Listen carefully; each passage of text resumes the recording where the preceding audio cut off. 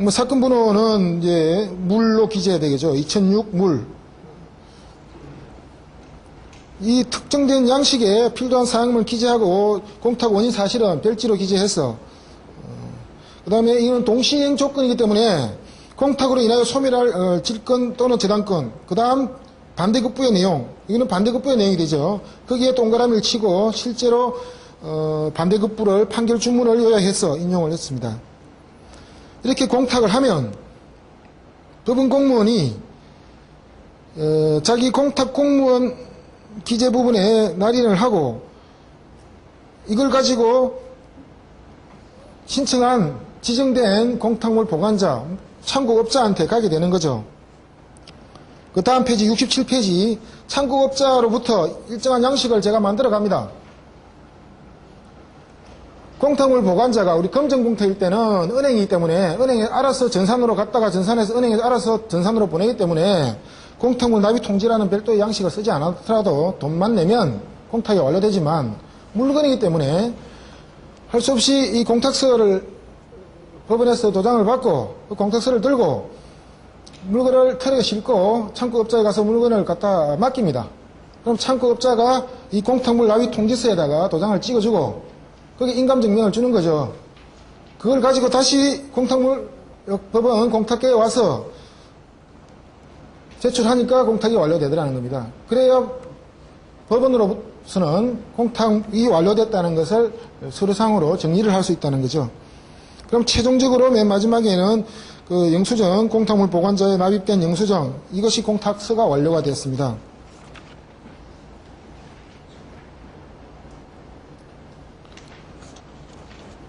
이제 공탁까지가 마치고 나면 큰 고비를 넘었습니다. 사실은 저한테 이 사건이 어려우기 전에 변호사 사무실에서 진행을 하고 있다가 이 공탁을 처리를 못해서 몇 달이 걸려서 의뢰인이 사건을 다시 회수해서 가져왔었는데요. 저도 이게 긴가민가 했지만은 완료되고 나니까 상당히 이거는 언젠가 한 번은 정리를 해서 발표를 해도 괜찮겠다 생각을 가지고 있었죠. 이렇게 이제 공탁서가 완료되면 집행 개시의 요건이 완료가 되죠. 그 다음에 이제 68페이지가 진행이 되는데 집행 개시 요건이 완료되기 때문에 무엇든지 집행할 수 있습니다. 실제로 집행한 것은 이 금전적인 채무자의 집의 가재도구, 그 다음에 그 외에 따로 갖고 있는 재산, 뭐 기계장치들 다 완료했는데 몇 푼 나오지도 않았습니다. 그나마 이 부동산을 확보하는 것이 최대의 과제였죠. 그래서 이제 압류해놓은 소유권 이전 등기 청구권을 이제 본 집행을 하기 위해서 또 어려운 과정을 시작하게 됩니다. 68페이지부터 있는 부분은 마찬가지로 법원 실무제외 민사집행에 관한 내용을 그대로 인용을 한 것이고 앞부분에서 가압류 부분에 설명한 내용과 거의 꼴개가 같습니다.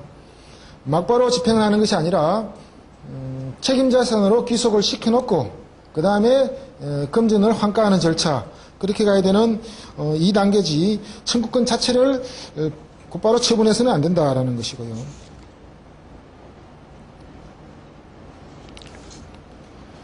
그 다음 70페이지를 넘어가면 가로 3번의 압류명령, 물론 신청을 해서 압류명령이 내려지면 마찬가지로 송달로서 이루어지게 됩니다. 근데 신청을 하는 데 있어서 압류만 신청할 것인가, 추심도 같이 할 것인가, 그건 재량입니다. 그런데 우리는 이왕이면 가능한 것은 한꺼번에 몰아서 신청을 해야죠. 그래서 저는 하나의 신청서에 본 집행 부분이죠. 청구권 압류, 추심 명령, 그 다음에 보관인 선임 명령, 권리 이전 명령까지 4가지를 한꺼번에 몰아서 했습니다. 그것이 될 것인가 약간의 의문이 있었지만 무리 없이 아무런 보정 없이 진행이 됐는데, 우선 압류와 추심은 기본적인 청구권 채권 가압류의 기본적인 형태지만 본집행, 청구권에 관한 본집행에 있어서는 보관인 선임이 아주 특이한 것이죠. 보관인으로 하여금 이 부동산에 관한 청구권을 확보를 해서 나중에 보관인이 권리 이전을 받아서 환가가 이루어질 때까지 이 절차를 대행하게 하는 중간에 대리인으로서의 선정을 하게 되는 것입니다.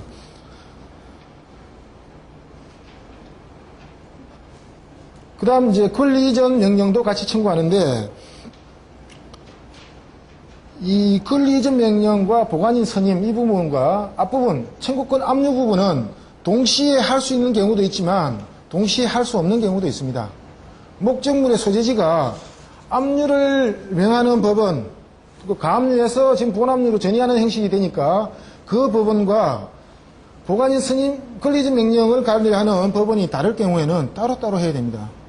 다행히도 이 중앙법원이고 부동산 소재지도 중구 항학동이고 해서 까날이 같았기 때문에 동시에 진행을 했지만 경우에 따라서는 분리해서 해야 될 경우도 있습니다. 그 부분에 대한 설명이 72페이지에 나와 있는 부분인데요.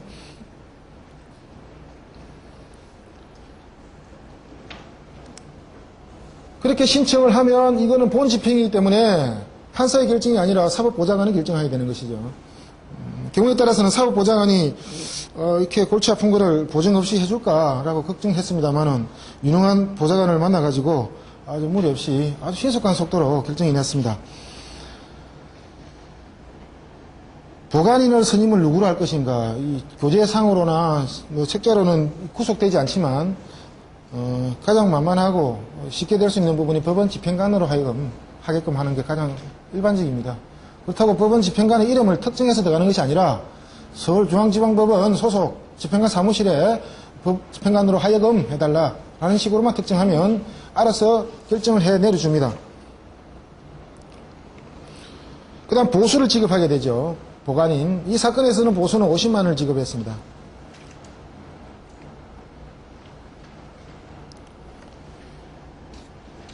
그렇게 해서 명령이 떨어지고 나면 집행관이 보관인으로 된 집행관이 이 채무자에게 물론 채무자에게도 결정문이 송달이 갔죠.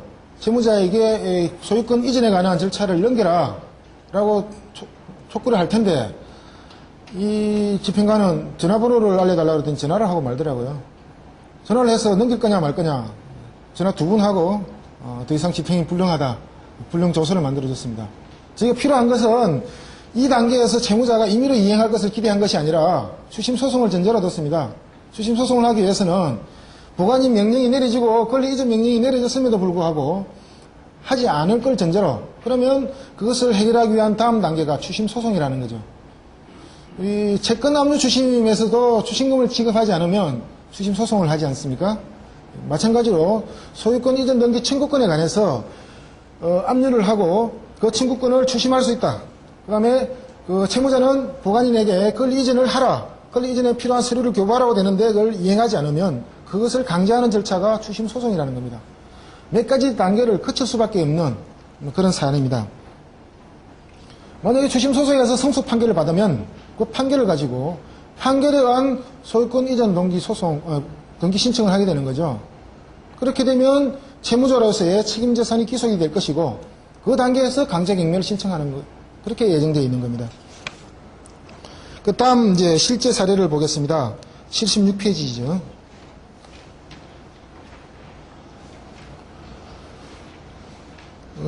신청서에는 명령이 복잡합니다. 부동산 소유권 이전 등기 청구권 압류 및 추심, 보관인 선임 및 소유권 이전 등기 명령 신청.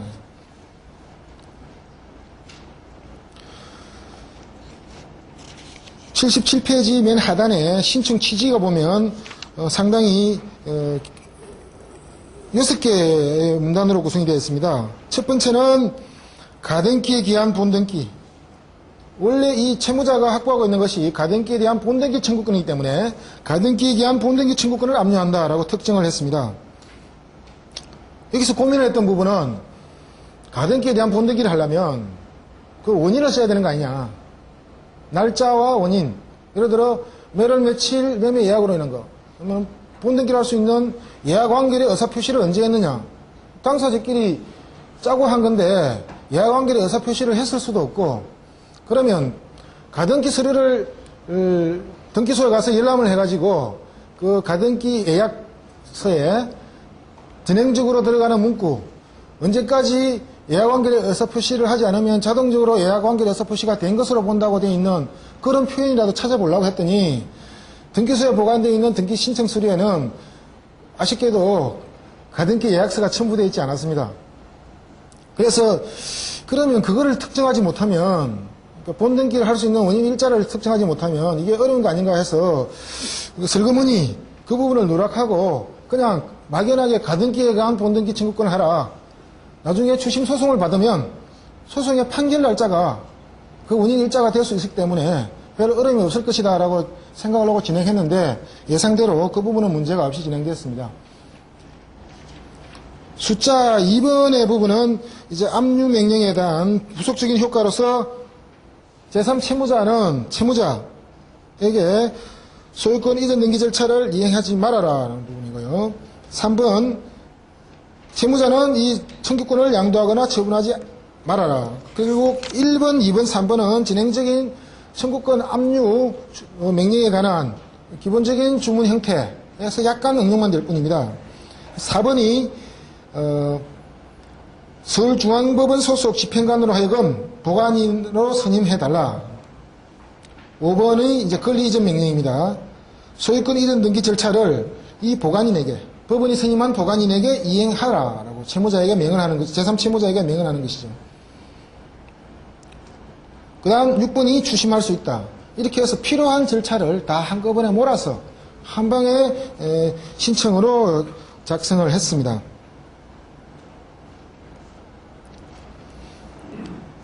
그렇게 해서 첨부 서류와 부동산 표시를 했더니 79페이지 하단에 결정문을 받게 되었는데요. 결정문에도 4가지 신청을 한꺼번에 몰아서 결정문을 내려줬습니다. 80페이지에 결정문의 주문에 보면 1번에서부터 2번, 3번, 4번까지가 압류 및 추심을 한꺼번에 몰아서 주문을 내렸고요. 청구권을 압류하고 제3채무자는 소유권 이전 등기 청구 절차를 이해해서는 안 되고 채무자는 처분해서도 안 되고 이 절차를 채권자가 추심할 수 있도록 이렇게 명령을 내려줬고요. 별도로 5번에 중앙법원 집행관 사무소 집행관 이아무개를 부동산의 보관인으로 한다라고 이미 명칭을 이름을 특정을 해서 내려줍니다. 그리고 6번에는 제3채무자는 보관인에게 이전 절차를 이행하라. 7번에 이 보관인의 보수는 50만 원으로 한다. 이 정도 결정문을 받게 되었고요. 이 결정문은 사법보좌관이 내리게 됩니다. 그래서 즉 의뢰를 받아서 시작했던 시점으로부터 무려 반년 가까이 지난 시점에서 2006년 말에 이 결정문을 받게 되었고요. 이 결정문을 받으면 그 다음 절차가 이제 또 강제집행을 위해서 집행관 사무실에 위임을 하게 됐던 겁니다. 강제집행 신청서를 작성해야 되죠. 우선은 50만 원을 납부를 해야 되고 뿐만 아니라 이 보관인 선임을 해달라고 보관인으로서 이 권리 이전 명령을 촉구를 하고 하는 업무를 진행해달라고 하는 강제집행 신청서를 제출하게 된 것입니다. 그것이 81페이지의 강제집행 신청서 양식이 되겠습니다. 그 다음 페이지 82페이지에는 보관인으로 선임된 이 집행관이 실제로 그 부분을 이행하려다고 제3채무자 누구와 전화통화를 해본 결과 거절하였으므로 집행이 안 됐다라고 하는 집행불능조서를 발급을 해줬습니다. 예, 그것도 한 달 걸렸지도. 그리고 이제 여기까지는 모든 준비가 다 마무리가 되어서 추심 소송을 진행을 하게 된 겁니다. 이행하지도 않으니까. 그 추심 소송은 금전적인 추심 소송이 아니라 소유권 이전 등기 절차를 이행하는 추심 소송이라서 좀 이러한 청구권에 관한 집행 절차에서만 나오는 특이한 추심 소송인 것이죠. 그래서 소장의 표지에 있어서도 접수하는 법원 직원들께서 헷갈리지 않도록 가등기에 의한 소유권 이전 등기 절차 이행을 구하는 청구 소송이고 이것은 추심 명령에서 의함이라고 이렇게 특정을 해서 기재를 하면 편리하게 되었습니다. 그 다음에 항상 부동산에 관한 소송에 있어서는 별지로 표지 다음에 속가 계산서라는 것을 첨부해서 법원에서 인치대 심사를 하거나 소송물 가액을 산정할 수 있도록 기재해 넣었는데 토지와 건물 그런 부분을 특정을 해놨습니다.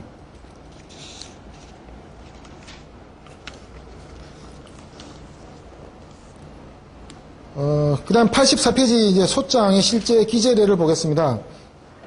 이 소장은 그렇게 소장이 형식을 보시면 아시겠지만 그렇게 복잡하거나 내용이 길 필요는 없습니다. 이미 절차를 다 밟아서 이루어져 왔고 기본적인 그 틀은 다 잡혀 있기 때문에 청구 취지가 그 전에 잠깐 보면 피고가 이제는 바뀌었죠.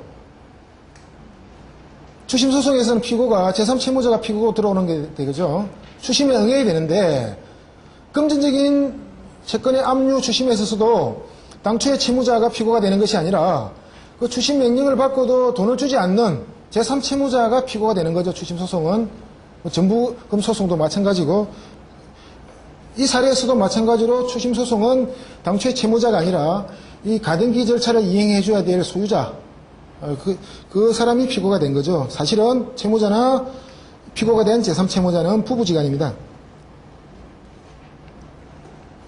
청구 취지 피고는 소유자는 소의 김증에 당초에 이 전 단계에서의 채무자는 이 소송에서는 소외인으로 들어가게 됩니다. 소외인을 기재할 때는 소송의 기재를 살펴보면 이름을 쓰고 막연히 이름만 쓰면 동명이인이 수없이 많기 때문에 그 사람을 특정할 수 있게끔 가로 속에 변기를 하도록 하는 것이 아주 기본적인 형태고 그래서 주민번호를 기재하고 그 사람의 현주소를 기재해야만 이 판결에서 정확하게 표기가 되는 것이고 다음 단계에서도 문제가 안 생깁니다. 그래서 청구 취지에서 이런 소송뿐만 아니라 다른 부분의 소송에서도 소외인이 주문에 들어갈 때나 청구 원인에 들어갈 때는 가로 속에 특정을 해주도록 그렇게 되어 있습니다. 가등기에 의한 소유권 이전 등기 절차를 이행하라. 청구 원인은 그동안 일어났던 이야기들을 순서상으로 정리를 했습니다.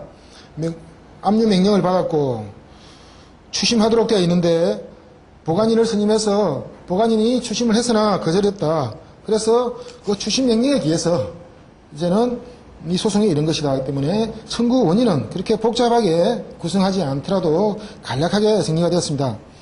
입증 방법으로서는 부동산은 당연히 첨부를 하고요. 그 다음 앞단계에서 내려진 법원의 명령, 집행관이 작성한 집행불능조서 등보 이 정도만 첨부하면 소장 구성하는 데는 큰 어려움이 없이 진행이 됩니다. 이렇게 추심명령, 추심소송을 제기했더니 채무자가 피고가 피고 제3채무자가 답변서를 내왔어요. 그래서 만만하게 부동산을 뺏기는 싫다는 거죠. 그 답변의 요지는 준비서면에 요약해서 인용했습니다. 준비서면을 많이 쓰시고 하시겠고 또 앞으로 많이 쓰실 분들이 계시지만은 사실은 천차만별이죠. 분량이라든지 다툼, 쟁점이 많은 차이인데 가장 기본적인 형태는 우선 피고가 답변하는 요지를 간략하게 요약해서 피고가 뭐라고 지금 덤벼들고 있는데 그에 대해서 하나하나 부당한 점을 다투어 보겠다는 식으로 해서 제목을 붙여서 크게 구분 쟁점 하나하나마다 이렇게 쪼개주는 것이 판사가 원하는 것이고 판사가 그걸 판단하기 용이하기 때문에 그런 형식을 취하고 있습니다. 저도 여기서 피고의 답변 요지를 요약을 하고요. 피고는 자기들끼리 부부 사이라는 걸 당연히 인정을 하고요. 이 가등기를 하게 된 원인이 실제 매매 계약에서 이루어진 게 아니라 남편이 낭비벽이 심해서 그걸 방지하려고 가등기를 해놓은 것이라서 그런 부분을 주장을 하고 있고 그 다음 앞단계인 본집행 절차에서 항변의 기회를 주지 않아서 효력이 없다 이런 주장을 말도 안 되는 주장을 하고 있습니다. 그래서 그 하나하나에 대해서 별도의 제목을 붙여서 부당한 점을 반박하는 그런 준비서면을 작성하게 되었습니다. 우선은 앞단계인 본집행 절차에서 주장을 항변의 여유를 주지 않았다는 부분 그 부분은 구태여 설명할 필요도 없지만 그건 나중에 설명했고요. 특히 아무런 원인 없이 부부 사이에 이뤄진 가등기라는 부분은 이거는 조금 문제가 있다 그렇게 봤습니다. 내부적으로 부부 사이든 말든 가등기를 했고 그 가등기에 기해서 우리 채무자가 가등기 건자이기 때문에 그에 기해서 본집행을 하려고 그러니까 당신들이 주장하는 사유는 별다른 의미가 없는 것이고 가사, 그러한 것이 자기들끼리 짜고 했다라고 하더라도 짜고 가는 길 하면 좀 곤란한 거 아닌가라고 해서 약간의 엄포를 놨습니다. 그와 같은 행위를 했다면 허위의 사실을 가지고 공정정서에 부실 기재를 한 거 아니냐. 그러려고 실제 채무자가 강제집행 멘탈의 우려도 있고, 그 다음 아무리 부동산 실명법에 있어서 부부간의 명의신탁은 허용된다 하더라도 이런 식의 명의신탁은 탈법행위 아니냐. 그래서 실명법 위반 우려도 있다라고 해서 물론 정확하게 법률 판단은 못하겠지만 당신들 주장대로라면 이런 부분도 있는데 하고 엄포를 놨더니 이 부분이 상당히 실질적으로는 효력을 미쳤습니다. 그래서 결국엔 합의를 하고 된 경우도 이러한 표현, 그 부부 사이에 재산을 낭비하는 것을 막기 위해서 내용 없이 가던 길을 했다고 스스로 자인하는 것이 결국은 이 소송에서는 자기 스스로의 족쇄가 되어서 발목을 잡는 결과가 됐다는 것이고, 우리가 답변서나 준비서면 쓸 때도 우리 의뢰인이 주장이 스스로의 자인을 하는 그런 표현을 하지 않는 그런 것 하나의 교훈이 될 것 같습니다. 그렇게 해서 준비서면을 쭉 몇 가지 또 수임료를 받고 너무 한 페이지짜리 준비서면을 내면 성의가 없어 보이는 것 같아서 판사님이 당연히 아시겠지만 별로 의미도 없는 내용들을 쭉 그동안 절차를 나열을 했습니다. 그래서 한 서너 페이지의 준비서면을 내고 시간을 기다렸더니 상대방에서 합의를 하자 금액 조정을 시도하는 그런 게 와가지고 아쉽게도 소송의 판결까지 확보를 못하고요. 그 다음 관계경매까지 나아가지 못하고 이 종합적인 사례를 마감한 그런 부분이 있습니다. 저는 아쉽지만 당사자는 아쉬운 게 아니겠죠. 그래서 그 이후의 절차는 만약에 계속되었다면 판결을 받아서 성소 확정이 되면 그 판결에 의해서 판결에 대한 등기 신청, 그 다음 강제경매, 그 다음 배당 이런 단계로 진행될 것이고, 그 이후의 단계는 설사 진행이 되지 않았다 하더라도 우리가 알고 있는 진행적인 절차라서 크게 어려움이 없을 거라고 보이고요.